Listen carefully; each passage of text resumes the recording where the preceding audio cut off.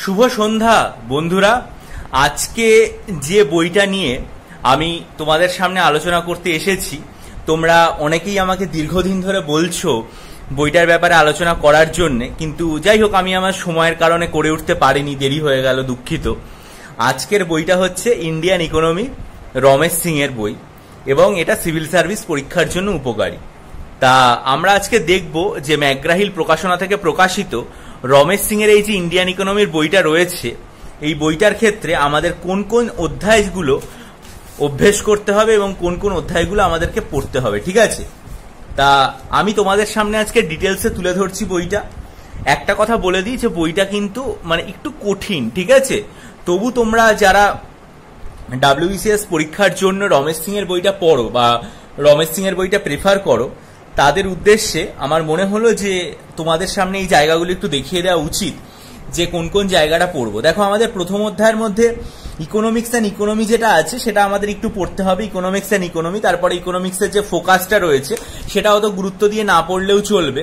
Challenges of economy সেটাও অত গুরুত্ব দিয়ে না পড়লে চলবে। তারপরে যেটা আছে সেটা হচ্ছে ডিস্ট্রিবিউশন অফ নেটওয়ার্ক মডেল, এটাও পড়ার দরকার নেই অত। কিন্তু অর্গানাইজিং অফ এন ইকোনমি, এটার ক্ষেত্রে ক্যাপিটালিস্টিক ইকোনমি, তারপরে হচ্ছে স্টেট ইকোনমি, তারপরে মিক্সড ইকোনমি, এগুলো আমাদের খুব ভালো করে পড়া দরকার এবং এগুলো মোটামুটি একটা ধারণা আমাদের তৈরি করে নেওয়া দরকার। এখানে যদিও প্রচুর লেখা আছে, অত কিছু পড়ার দরকার নেই।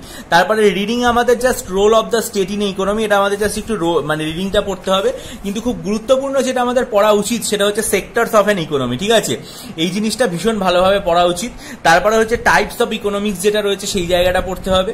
এরপরে আমাদের যেটা পড়তে হবে সেটা হচ্ছে idea of national income, GDP, NDP, খুব গুরুত্ব দিয়ে পড়া উচিত। তারপরে দেখো এই পাতা শেষের দিকে একটা জিনিস আছে, সেটা হচ্ছে জিএনপি, এটা পড়তে হবে। তারপরে এনএনপি পড়তে হবে, cost and price of national income, এটা আমাদের পড়াটা দরকার। তারপরে হচ্ছে রিভাইজ বেস ইয়ার যেটা রয়েছে সেটা পড়া দরকার। কিন্তু এই ইনকাম এস্টিমেট যেটা রয়েছে এই জিনিসটা আমাদের একেবারেই পড়ার দরকার নেই। এরপরে আমরা 2 নম্বর চ্যাপ্টারে আসবো, গ্রোথ, ডেভেলপমেন্ট, হ্যাপিনেস।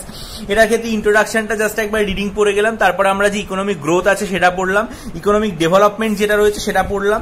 এটা পড়ার পরে আমাদের যে মেজারিং ডেভেলপমেন্ট যেটা আছে ওটা জাস্ট আমাদের রিডিং পড়তে হবে, খুব গুরুত্ব দিয়ে না পড়লেও হবে। কিন্তু এই হিউম্যান ডেভেলপমেন্ট ইন্ডেক্স বা HDI যেটা রয়েছে এটা খুব গুরুত্ব দিয়ে পড়তে হবে। তারপরে হচ্ছে ডিবেট কন্টিনিউস, এটা আমরা জাস্ট একবার রিডিং মেরে নেবো। ইন্ট্রোস্পেক্টিং ডেভেলপমেন্টটাও আমাদের রিডিং করতে হবে, খুব যে ইম্পর্টেন্ট তা নয়। হ্যাপিনেসটা আমি সচরাচর দেখিনি যে WBCS পরীক্ষাতে খুব একটা ইম্পর্টেন্ট আসে, তবু তোমরা মনে করলে একবার জাস্ট পড়ে নিতে পারো, কারণ পড়াতে তো কোনো সমস্যা নেই। আইডিয়া অফ হ্যাপিনেস, এগুলো জাস্ট একবার রিডিং পড়ে নেওয়ার মতো, মানে খুব যে ইম্পর্টেন্ট আমাদের সেগুলো আমি বলবো না। ইনসাইট অফ হিউম্যান বিহেভিয়ার, এগুলোও খুব একটা ইম্পর্টেন্ট নয়। এরপরে হচ্ছে ইভলিউশন অফ ইন্ডিয়ান ইকোনমি। হ্যাঁ, ইভলিউশন অফ ইন্ডিয়ান ইকোনমি সেটার মধ্যে প্রাইম ফোর্স, এগ্রিকালচার আর ইন্ডাস্ট্রি, এটা জাস্ট আমাদের একবার রিডিং আমাদের এখান থেকে পড়তে হবে, এটা আমরা একবার রিডিং পড়ে নেবো। কিন্তু এই জায়গাটা প্ল্যান্ড অ্যান্ড মিক্সড ইকোনমি, এই জায়গাটা কিন্তু আমরা আর কি মানে ভীষণ ভালোভাবে পড়বো, ঠিক আছে? এরপরে এমফ্যাসিস অন পাবলিক সেক্টর, এটা আমাদের জাস্ট একবার রিডিং পড়ে নিতে হবে, এগুলো আমাদের খুব বেশি ইম্পর্টেন্ট দিয়ে পড়ার দরকার নেই। অর্থাৎ 3rd চ্যাপ্টারটা খুব একটা গুরুত্বপূর্ণ নয়, কিন্তু 4th চ্যাপ্টার এই যে ইকোনমিক প্ল্যানিং, এটা কিন্তু আমাদেরকে ভীষণ গুরুত্ব দিয়ে পড়তে হবে। ইকোনমিক প্ল্যানিং এর ডেফিনেশন আমরা ভীষণ ভালোভাবে পড়বো। তারপরে ডেফিনেশনের পরে বিভিন্ন রকম যে ইকোনমি মানে জায়গাগুলো রয়েছে, যেমন planning is a process, planning must have all defined goals, এগুলো আমরা কিন্তু ভালোভাবে রিডিং এর মতো করে পড়বো। তারপরে হচ্ছে origin and expansion of planning, এই জায়গাটা আমরা একটু দেখে নেবো কারণ এটা দরকার। টাইপস অফ প্ল্যানিং, কাকে বলে ইম্পারেটিভ প্ল্যানিং, ঠিক আছে? এই জিনিসগুলো আমাদেরকে ভীষণ ভালোভাবে পড়তে হবে। ইন্ডিকেটিভ প্ল্যানিং যেটা রয়েছে সেটা পড়তে হবে, কিন্তু এখানে যে প্রচুর লেখা আছে সেই হিসাবে না, জাস্ট আমরা একবার মানে পড়বো। এরপরে হচ্ছে প্ল্যানিং অফ ইন্ডিয়া, এইটা হচ্ছে আমাদের কিন্তু ভীষণ ভীষণ গুরুত্বপূর্ণ একটা চ্যাপ্টার, ঠিক আছে? এই যে প্ল্যানিং অফ ইন্ডিয়া সেটার ক্ষেত্রে বিশ্বের সরাইয়া প্ল্যান আমরা অবশ্যই পড়বো। তারপরে হচ্ছে কংগ্রেস প্ল্যান যেটা রয়েছে সেটা আমরা ভালোভাবে পড়বো। এরপরে হচ্ছে বোম্বে প্ল্যান যেটা রয়েছে, কে করেছিলেন, অবজেক্টিভ কি ছিল, গান্ধীয়ান প্ল্যান, পিপলস প্ল্যান যেটা রয়েছে সেগুলো পড়বো। তারপরে হচ্ছে সর্বোদয় প্ল্যান পড়বো। সাম এরিয়া ওয়াইজ রিপোর্টস, এগুলো আমাদের পড়ার দরকার নেই, কিন্তু অবজেক্টিভ যেটা রয়েছে সেটা কিন্তু আমরা অবশ্যই একবার ভালোভাবে পড়ে নেবো, ঠিক আছে? এরপরে প্ল্যানিং কমিশন কবে হয়েছিল না হয়েছিল সেগুলো পড়তে হবে। ফাংশনস, এখন যদিও প্ল্যানিং কমিশন নেই, প্ল্যানিং কমিশনের ফাংশনটা পড়তে হবে। তারপরে আমাদের কিন্তু নীতি আয়োগ যেটা রয়েছে সেটাও খুব ভালোভাবে এখান থেকে পড়ে নিতে হবে। এবং তারপরে ন্যাশনাল ডেভেলপমেন্ট কাউন্সিল যেটা রয়েছে, ন্যাশনাল ডেভেলপমেন্ট কাউন্সিলটা আমরা জাস্ট দেখে নেবো। এরপরে দেখো আর কি মানে 5 ইয়ার প্ল্যানিং এর মধ্যে আমরা ঢুকলাম এবং প্রত্যেকটা প্ল্যান যেভাবে রয়েছে এই সমস্ত প্ল্যানিং গুলো কিন্তু আমাদের একদম মানে 12th প্ল্যান পর্যন্ত, মাঝখানে কি সমস্ত প্ল্যান হয়েছিল, 20 পয়েন্ট প্রোগ্রামস যেগুলো রয়েছে সেই জায়গাগুলো খুব মানে ভীষণ ভালোভাবে কিন্তু আমাদের পড়ে যাওয়াটা দরকার। কারণ আমরা পরীক্ষার কোশ্চেন যদি আমরা অ্যানালিসিস করি তাহলে দেখবো যে প্ল্যানিং এর চ্যাপ্টার থেকে কিন্তু মোটামুটি 25% কোশ্চেন এখান থেকে আসে, ঠিক আছে। সুতরাং এই প্ল্যানিং এর চ্যাপ্টারটা আমাদেরকে কিন্তু ভীষণ ভালো করে পড়তে হবে এবং সেটার ক্ষেত্রে প্রত্যেক মানে কিছু বাদ দেওয়ার দরকার নেই, ঠিক আছে। ইনক্লুসিভ গ্রোথ, রিসোর্স মোবিলাইজেশন সব কিছু পড়বো, প্রত্যেকটা ফেজ আমরা কিন্তু একদম মানে ভালোভাবে পড়বো। 1991 সালে এলপিজি যেটা রয়েছে সেটাও আমরা খুব ভালোভাবে পড়বো। অর্গানাইজেশনাল স্ট্রাকচার যেটা রয়েছে সেটা আমাদের ভালো করে অত ইম্পর্টেন্ট দিয়ে পড়ার দরকার নেই। এই জায়গাটা থেকে আবার আর কি মানে পড়াটা একটু আমাদের মানে ঢিলে করে দিলেও হবে, কিন্তু নীতি আয়োগ যেটা রয়েছে সেই জায়গাটা কিন্তু আমাদের খুব ভালোভাবে একদম পড়তে হবে, ঠিক আছে। তাহলে আমার মনে হয় যে এই চ্যাপ্টারটাও আমাদের পুরোপুরি দেখা হয়ে গেল। এরপরে হচ্ছে ইকোনমিক রিফর্মস যেটা আসবে, সেই ইকোনমিক রিফর্মস এর ক্ষেত্রে মিক্সড ইকোনমি অবশ্যই পড়বো, প্ল্যানিং মডেল পড়বো। এরপরে আমরা যেটাতে পড়তে শুরু করব সেটা হচ্ছে আমাদের এখান থেকে এই যে liberalisation, privatisation and globalisation, LPG যে জায়গাটা রয়েছে সেই এলপিজি জায়গাটা থেকে পড়বো। সেকেন্ড জেনারেশন রিফর্মস যেটা রয়েছে সেই জায়গাটা থেকে পুরোপুরি পরপর পড়বো এবং তারপরে রিফর্মস অ্যাপ্রোচ যেটা রয়েছে সেই জায়গাটা পড়বো, ঠিক আছে। খুব বেশি ইম্পর্টেন্ট না দিলেও আমরা কিন্তু এই চ্যাপ্টারটা ভালোভাবে একবার দেখে যাবো। তারপরে দেখো ইনফ্লেশন এন্ড বিজনেস সাইকেল, এই চ্যাপ্টারটা যে খুব ইম্পর্টেন্ট আমি বলবো না, কিন্তু মোটামুটি কোশ্চেন আসে। ইনফ্লেশন কাকে বলে, কিভাবে হয়, আগে জমানায় কিভাবে ইনফ্লেশন ঘটতো, ইনফ্লেশন মেজার করার কি কি পদ্ধতি রয়েছে, বিভিন্ন রকম ইনফ্লেশনের যে টাইপস গুলো রয়েছে সেগুলো আমাদের অবশ্যই পড়ে নেওয়া একটা দরকার। তারপর ইনফ্লেশনের যে টার্গেট রয়েছে সেটা আমাদের পড়তে হবে, স্ট্যাগফ্লেশন পড়তে হবে, তারপরে আমাদের যে বেস এফেক্ট এই জায়গাটা পড়তে হবে, এফেক্টস অফ ইনফ্লেশনও পড়তে হবে। এবং এগুলো জাস্ট একবার করে মানে রিডিং পড়ার মতো, কিন্তু এই হোলসেল প্রাইস ইন্ডেক্স থেকে পরীক্ষায় কোশ্চেন আসছে, এটা আমাদেরকে কিন্তু একবার দেখে যাওয়াটা উচিত। বা কনজিউমার প্রাইস ইন্ডেক্সও আসছে, এগুলোর এত সংখ্যাতত্ত্ব না পড়েও এগুলো কি কাকে বলে এই জায়গাটা আমাদের গুরুত্ব দেওয়া উচিত। এত কিছু আমাদের যে চার্ট রয়েছে এগুলো আমাদের পড়ার দরকার নেই, বা হেলদি রেঞ্জ অফ ইনফ্লেশন এগুলো আমাদের অত কিছু জানার দরকার নেই। Housing price index, producer price index এগুলো আমাদের ডাব্লিউবিসিএস এর জন্য পরীক্ষা খুব একটা আসে না। আর বিজনেস সাইকেল যেটা, সেটা আমি দেখেছি ডাব্লিউবিসিএস এর ক্ষেত্রে খুব একটা বেশি আসছে না। তবুও আমি তোমাদের এখান থেকে বলবো যে রিসেশন যে জিনিসটা রয়েছে ওই জিনিসটা তোমরা কিন্তু একবার পড়ে যেও, ঠিক আছে, কারণ পরীক্ষা এটা লাগতে পারে। এরপরে ডাব্লিউবিসিএস এর গুরুত্বপূর্ণ যে অধ্যায় সেটা আমি বলবো এগ্রিকালচার অ্যান্ড ফুড ম্যানেজমেন্ট, এটা কিন্তু যথেষ্ট ইম্পর্টেন্ট একটা চ্যাপ্টার, ঠিক আছে।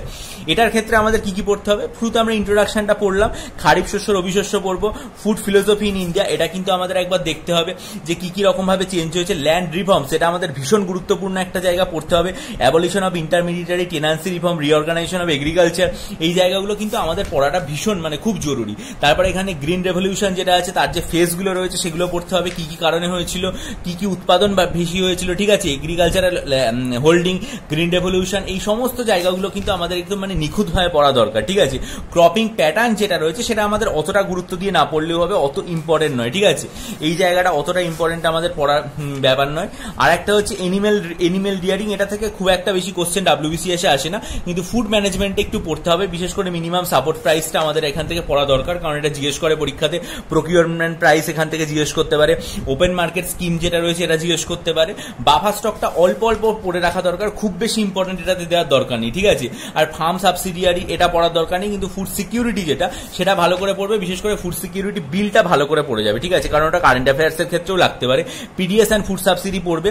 এগ্রিকালচারাল মার্কেটিং অত ইম্পর্টেন্ট দিয়ে আমাদেরকে পড়ার দরকার নেই, এগ্রি কমোডিটি ট্রেডিংও আমাদের পড়ার দরকার নেই, ঠিক আছে। বাকি যেগুলো আছে সেগুলো এখান থেকে আমাদের সিলেবাসের ক্ষেত্রে খুব একটা ইম্পর্টেন্ট হবে না এবং আমাদের অতটা কিছু আর কি মানে ডাব্লিউবিসিএস পরীক্ষার ক্ষেত্রে লাগবেও না। এই জায়গাটা আমার মনে হয় যে খুব একটা ইম্পর্টেন্ট, আর বাকি জায়গাটাতে দেওয়ার দরকার নেই, ঠিক আছে। বিভিন্ন রকম যে বক্স রয়েছে, এই যে ফুড সিকিউরিটি অ্যাক্ট যেটার কথা বলেছিলাম সেটা অলরেডি এখানে দেওয়াই আছে, ওইটা একটুখানি মানে ভালো করে দেখে নিতে হবে, ঠিক আছে। তারপরে আমরা দেখে নিই এখানে উমেন ফার্মার্স, এগুলো আমাদের অত ইম্পর্টেন্ট দরকার নেই, কিন্তু ইন্ডাস্ট্রি অ্যান্ড ইনফ্রাস্ট্রাকচার এটাও আমাদের একটা important chapter. Industry and infrastructure যেটা রয়েছে সেটার ক্ষেত্রে ইন্ডাস্ট্রিয়াল পলিসিটা অবশ্যই পড়তে হবে, পলিসি রেজলিউশন 1956 পড়তে হবে, ঠিক আছে। তারপরে আমরা এখান থেকে আসবো পলিসি স্টেটমেন্ট পড়বো, পলিসি স্টেটমেন্ট 1973, পলিসি রেজলিউশন 1980, এটা আমাদের অবশ্যই মানে ভালো করে দেখতে হবে। বিশেষ করে আমাদের যেটা পড়তে হবে সেটা হচ্ছে নিউ ইন্ডাস্ট্রিয়াল পলিসি, দেখো এই জায়গাটা আমাদেরকে অত্যন্ত গুরুত্ব দিয়ে কিন্তু পড়াটা দরকার, ঠিক আছে। তারপরে অ্যাবলিশন অফ এমআরটিপি, ফরেন ইনভেস্টমেন্টের প্রমোশন, ফেবার থেকে ফেমায় রূপান্তরণ, ঠিক আছে। এই প্রত্যেকটা জায়গা কিন্তু আমাদেরকে আর কি মানে ভীষণ ইম্পর্টেন্ট দিয়ে পড়তে হবে। ডিসইনভেস্টমেন্ট কাকে বলে এটা পড়তে হবে। তবে ডিসইনভেস্টমেন্ট পলিসি যেগুলো রয়েছে সেগুলো থেকে পরীক্ষাতে খুব যে ইম্পর্টেন্স দিয়ে কোশ্চেন আসছে এখন না, তোমরা জাস্ট এগুলো পড়ে নেবে। আর sectoral concern, steel industry, aluminium industry, এগুলো আমাদের কিন্তু ভূগোলের ক্ষেত্রেও যেমন লাগে এটার ক্ষেত্রেও লাগবে। তোমরা এটা জাস্ট একবার করে এটা দেখে রাখাটা প্রয়োজন। মেক ইন ইন্ডিয়া প্রজেক্ট পড়বে, স্টার্ট আপ ইন্ডিয়াটা খুব একটা বেশি লাগছে না, কিন্তু তাও আমাদের পড়ে রাখা উচিত। ঠিক আছে, আইডিওলজি আমাদের পরীক্ষার ক্ষেত্রে খুব একটা দরকার নেই, কিন্তু উদয় স্কিম যেটা রয়েছে সেটা দেখে নেবে। আর একটা হচ্ছে যে সিভিল এভিয়েশন বা রোডস, এগুলো জাস্ট একবার করে মানে চোখ বুলিয়ে নেওয়া, মানে খুব যে ইম্পর্টেন্ট, স্মার্ট সিটি এগুলো যে খুব ইম্পর্টেন্ট বা পরীক্ষায় প্রচুর কোশ্চেন আসছে তা না, কিন্তু যেহেতু কারেন্ট অ্যাফেয়ার্স বেস কোশ্চেন আসতে পারে তাই জন্য এই জায়গাটা একবার করে দেখে রাখতে হয়। বা concern of petroleum sector, renewable energy, এই জায়গাগুলো দেখবে। এরপরে হচ্ছে সার্ভিস সেক্টর। দেখো সার্ভিস সেক্টর থেকে WBCS এ আমাদের ইকোনমিতে যে খুব বেশি কোশ্চেন আসে একেবারেই নয়। সার্ভিস সেক্টরটা তবু মানে এমন একটা চ্যাপ্টার যেটা জাস্ট একবার করে মানে চোখ বুলিয়ে যাওয়া উচিত। আমার মনে হয় যে এই চ্যাপ্টারটা অত ইম্পর্টেন্ট দেওয়া দরকার নেই। ইম্পর্টেন্ট চ্যাপ্টার যদি কিছু বলা যেতে পারে তাহলে হচ্ছে ফিনান্সিয়াল মার্কেট, এই চ্যাপ্টারটা কিন্তু যথেষ্ট ইম্পর্টেন্ট। ঠিক আছে, money market, unorganised money market, organised money market অবশ্যই পড়তে হবে। তারপরে মিউচুয়াল ফান্ড, এটাও আর কি মানে ভালোভাবে দেখবি। ইন্ডিয়ান ক্যাপিটাল মার্কেট ভালো করে পড়তে হবে। এরপরে হচ্ছে ক্যাপিটাল মার্কেট পুরোপুরি পড়ার পরে insurance policy, banking industry, security market, financial regulation যেটা রয়েছে এই জায়গাটা পড়বে। ব্যাংকিং সেক্টর তো মানে মোস্ট ইম্পর্টেন্ট। ঠিক আছে, এই চ্যাপ্টারটা থেকে WBCS পরীক্ষায় প্রায় 30% কোশ্চেন যদি তোমরা হিসাব করে দেখো তাহলে পাবে। রিজার্ভ ব্যাংক অফ ইন্ডিয়া, তারপরে রিজার্ভ ব্যাংক অফ ইন্ডিয়ার বিভিন্ন ধরনের যে পলিসিগুলো রয়েছে, repo rate, bank rate, SLR, reverse repo, marginal standing facility ratio, এগুলো প্রত্যেকটা পড়তে হবে।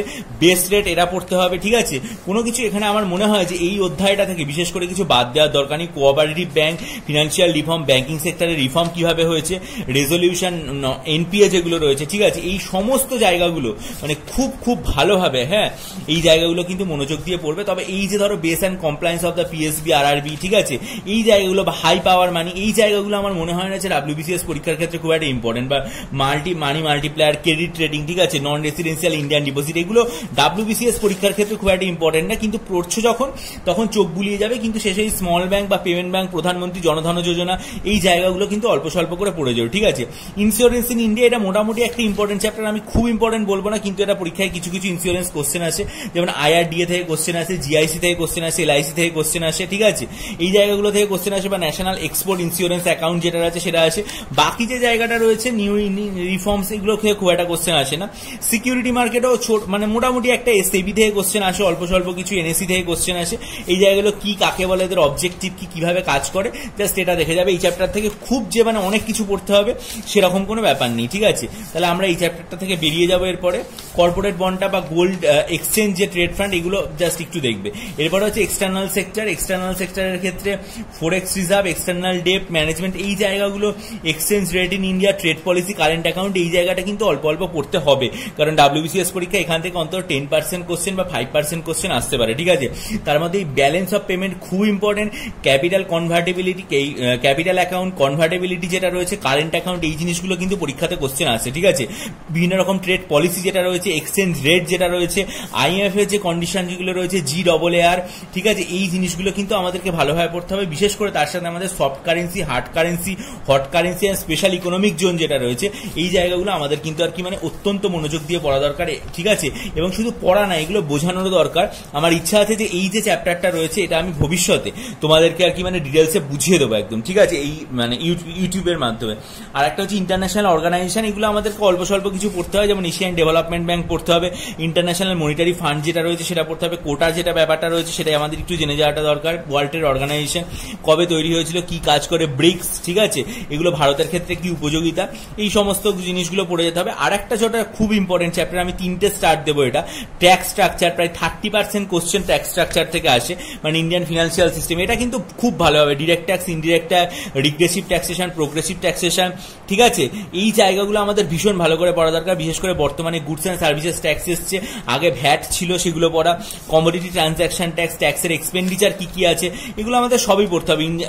এগুলোতে বিশেষ করে খুব একটা কিছু বাদ দেওয়ার নেই। আর পাবলিক ফিন্যান্স, এই চ্যাপ্টারটাও কিন্তু আর কি মানে ভীষণ ইম্পর্টেন্ট চ্যাপ্টার, এবং ইম্পর্টেন্ট না মানে কঠিন চ্যাপ্টার। বাজেট, তারপরে হচ্ছে বিভিন্ন রকম প্ল্যান, নন প্ল্যান এক্সপেন্ডিচার যেগুলো রয়েছে, রেভিনিউ ডেফিসিট যেটা রয়েছে, বিভিন্ন রকম যে ডেফিসিট যেগুলো রয়েছে সেগুলো, ক্যাপিটাল ডেফিসিট, ফিসকাল ডেফিসিট যা আছে, এই চ্যাপ্টারগুলো পড়বে। মিনস অফ ডেফিসিট, ফিন্যান্সিংটা ভালো করে পড়ে যাবে। গভর্নমেন্টের যে ফিসকাল পলিসি যেগুলো রয়েছে সেই চ্যাপ্টার মানে সেই জায়গাগুলোও পড়ে যাবে। আর একটা হচ্ছে লিমিটিং গভর্নমেন্ট এক্সপেন্ডিচার কি করে করে, জিরো বেস বাজেটিং কে করেছিলেন, কিভাবে করেছিলেন, এই জায়গাগুলো। টাইপস অফ বাজেট যেটা রয়েছে সেটাও তো ভালো করে পড়ার দরকার নেই। চেঞ্জ ইন ফিসকাল ইয়ার, এটা আমাদের অবশ্যই পড়ে যেতে হবে। আর ইন্টারিম বাজেট যেটা রয়েছে সেটাও জাস্ট একবার দেখে যাবে। ঠিক আছে, তাহলে এই হলো ব্যাপার আমাদের সিলেবাস। সাস্টেনেবিলিটি, ক্লাইমেট চেঞ্জ আমার মনে হয় না এটা পরীক্ষার জন্য একেবারেই ইম্পর্টেন্ট। হিউম্যান ডেভেলপমেন্ট ইন্ডিয়া, এটাও WBCS পরীক্ষার জন্য খুব একটা আমাদের কোশ্চেন টোশ্চেন সেভাবে কিছু আসে না, ইম্পর্টেন্ট নয়। আর বার্নিং সোশিও ইকোনমিক কিছু, এটাও আর কি মানে পরীক্ষার ক্ষেত্রে খুব একটা ইম্পর্টেন্ট না, ঠিক আছে। তাহলে আমি তোমাদের পরিষ্কার বলে দিলাম যে এই চ্যাপ্টারটা থেকে বা এই বইটা থেকে কি কি পড়তে হবে। আর একটা জিনিস দেখো, বইয়ের পেছনে কিন্তু প্রচুর মানে কোশ্চেন অ্যান্সার দেওয়া আছে, সেই কোশ্চেন অ্যান্সারগুলো অবশ্যই আমাদের পড়ে যাওয়া দরকার, এই সমস্ত সেটগুলো প্র্যাকটিস করা দরকার, যাতে আমরা পরীক্ষাতে মানে ভালোভাবে রেজাল্ট করতে পারি। তাহলে আমরা দেখলাম যে বইটাতে যে মোটামুটি আর কি মানে 21টা চ্যাপ্টার রয়েছে, সেই 21টা চ্যাপ্টারের মধ্যে যদি আমরা 15টা চ্যাপ্টার পড়তে পারি, তাহলে আমাদের মনে হয় যে আমাদের আর কোনো সমস্যা থাকবে না। তবে একটা কথা বলি যে বইটা যারা বিগিনার্স তাদের জন্য নয়, ঠিক আছে। একটু বোঝা হয়ে গেলে বা তোমার যদি একজন বোঝানোর মতো কেউ গাইড থাকে, তাদের ক্ষেত্রে বোধহয় বইটা অপেক্ষাকৃত বেশি ভালো। তোমরা প্রথমে ম্যাকবুক বা তোজাম্মেল হোসেনের বই দিয়ে শুরু করতে পারো, তারপরে তোমরা ভবিষ্যতে এই বইটাতে আসবে। বা প্রথম থেকে পড়লে যাদের অর্থনীতিতে গভীর জ্ঞান আছে বা যাদের বুঝতে সমস্যা হয় না ভাষা, তারা এই বইটা পড়তে পারো, ঠিক আছে। আর মোটামুটি আমি যেভাবে বলে দিলাম এইভাবে পড়লে আমার মনে হয় যে তোমাদের আর কোনো রকম সমস্যাই থাকবে না, ঠিক আছে। তাহলে আজকে এ পর্যন্তই। ভবিষ্যতে আমার ইচ্ছা আছে আমার ইউটিউব চ্যানেলে প্রত্যেকটা সাবজেক্টের একদম মানে পুরোপুরি অধ্যায় ধরে ধরে বোঝানো এবং কি কি পড়তে হবে আমাদের প্রিলিমস ও ভবিষ্যতে মেন্সের জন্য সেগুলো বলে দেওয়া। আর ভবিষ্যতে আরও একটা ইচ্ছা আছে যে একটা হোয়াটসঅ্যাপ গ্রুপ খুলবো এবং সেক্ষেত্রে একটা পিডিএফ দেওয়া চালু করবো বিভিন্ন রকমগুলো জিনিসপত্রগুলো, সেগুলো সম্পর্কে ভবিষ্যতে বলা যাবে, ঠিক আছে। আপাতত এই পর্যন্তই। তোমরা সবাই খুব ভালো থেকো, দ্রুত সফল হও। শুভরাত্রি সবাইকে।